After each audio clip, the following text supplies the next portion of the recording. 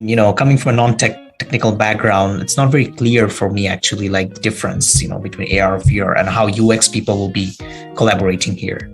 Yeah. So for virtual reality, great example right now is the metaverse that is coming from Facebook/Meta. And the best way I can explain that is that you put on your goggles, right? Yeah. And you go into a 3-dimensional world.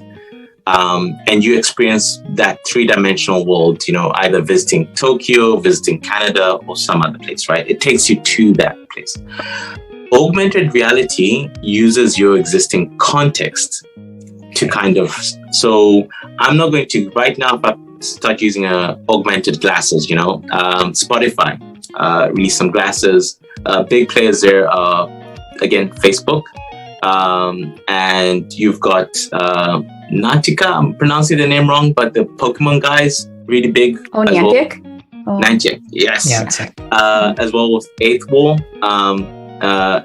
Those are really big players in that game.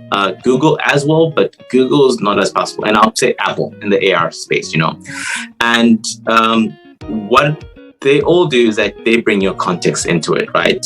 So if I'm playing an AR game, I'm going to be in the park, and it's going to affect that. It's going to augment it, right? It's going to change that environment, Where VR is going to be like, well, you can be in your bedroom. I'll bring the park to you. So I see. It's for UX. What that means is it's a very different ball game. I think AR is definitely much more mature in that space, and that's just because the cost of getting into AR is much cheaper.